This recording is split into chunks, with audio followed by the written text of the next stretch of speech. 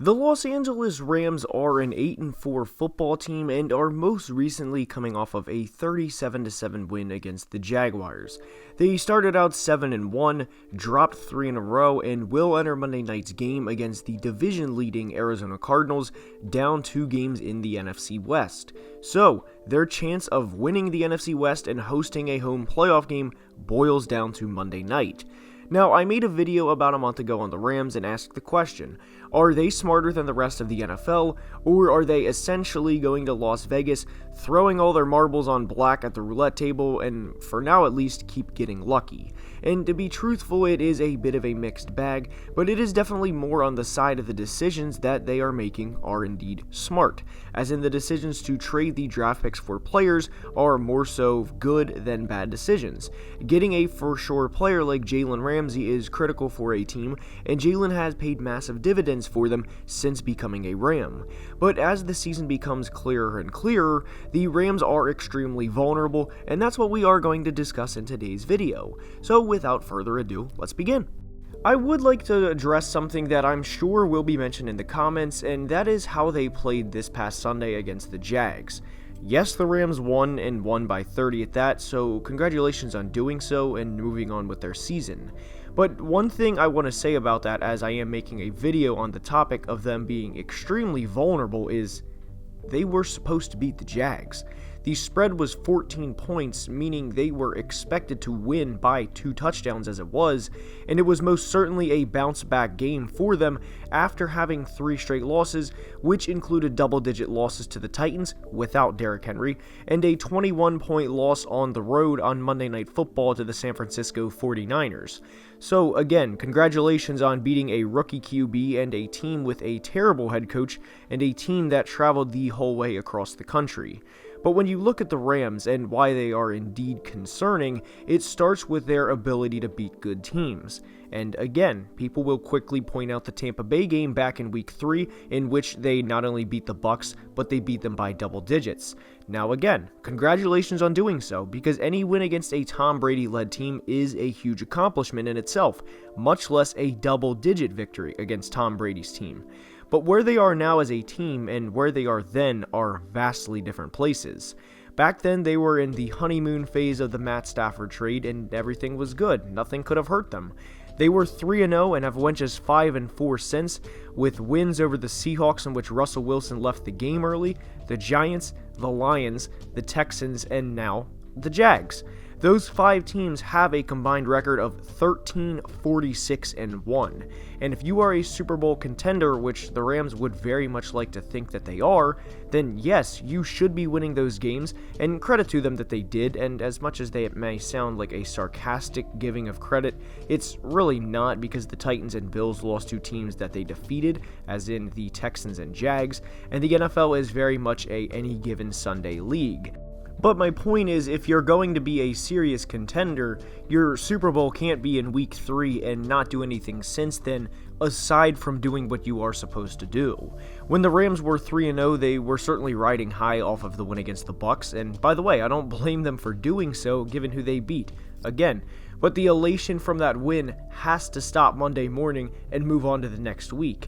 They then went out 7 days later against the Arizona Cardinals, who have been clicking on all cylinders this year, and got smoked on their home turf, the same turf in which they beat Tampa just 7 days prior, by 17 points, and were certainly humbled in the process. The acquisition of Matt Stafford was one they had to make, and I don't blame them for doing so. There is zero doubt Stafford is a better quarterback than Jared Goff.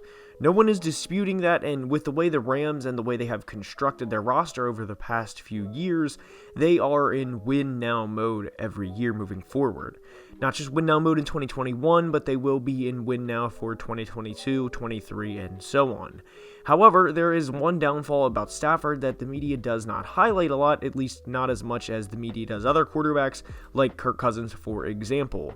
We all know about Kirk, and he needs a perfect situation, but it's not far off to say Stafford is much of the same, and if you would like proof of that, look no further than his career record against teams that finished the year 500 or better.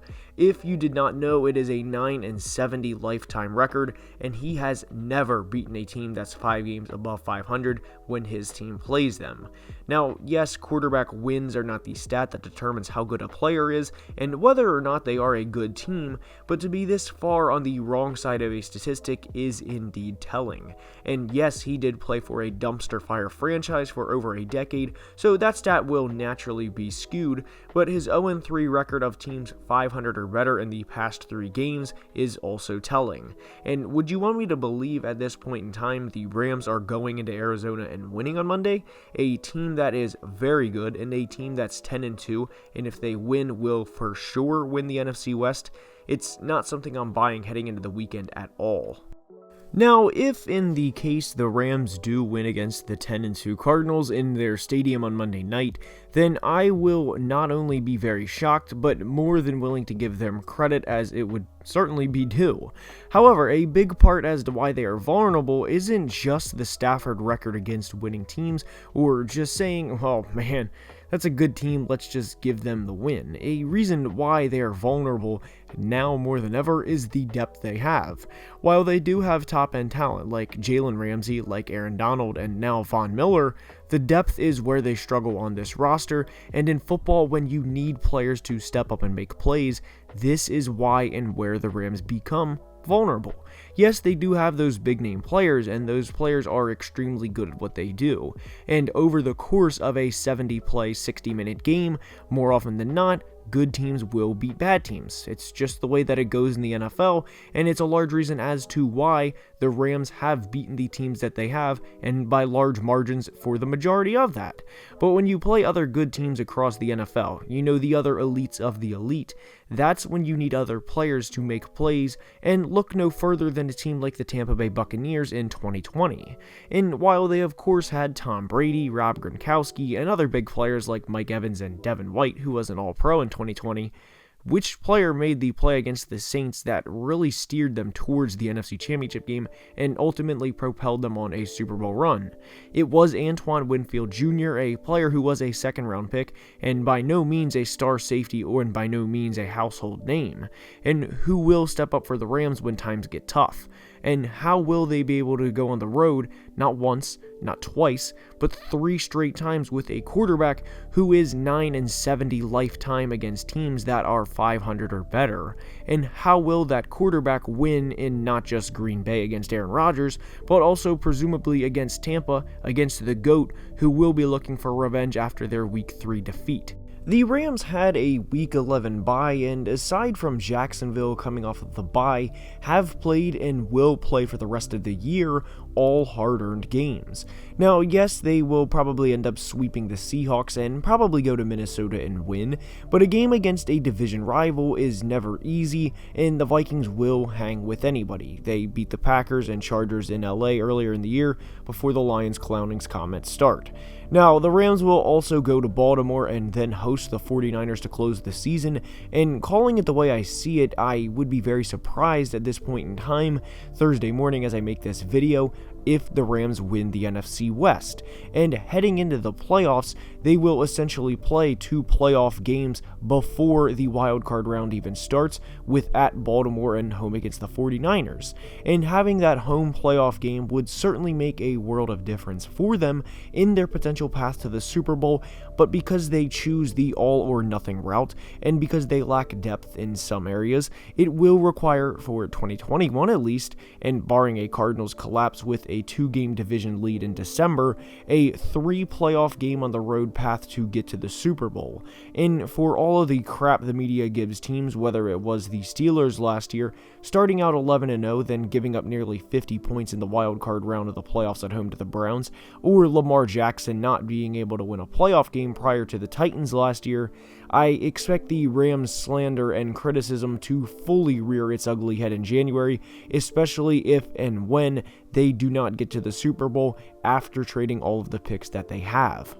The added 17th game is going to present a lot of challenges for not just the Rams this year, but for the entire NFL. And for the Rams, a team that is very top-heavy and a team that does not have a lot of depth and cannot afford to lose any more games in 2021 if they have any shot at a home playoff game.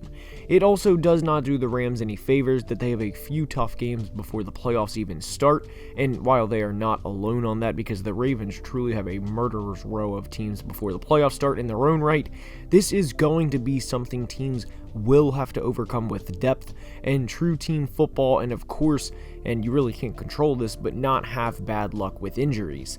Injuries will naturally happen over the course of a season, and really as a team, all you can do is hope that the injury bug does not strike. And if it strikes with a team like the Rams, a team relatively thin as it is, then that could very easily be all she wrote for their 2021 season. At this point in time, I would be very surprised if they make any noise of note in the playoffs for this year specifically. Now, that does not mean they're a bad football team, or Stafford sucks, or McVay sucks, or any of that. It does not mean that, to be clear. It's just the NFC is very loaded, and I don't see this team going into Green Bay or going into Tampa and winning with the season on the line. It's going to be a very tough path for them in the playoffs. Now, with that being said, that's all I have for today's video. I hope you guys enjoyed, and if you did, please leave a like and subscribe to the channel, as it would mean the world. And until next time, be safe and have a great day.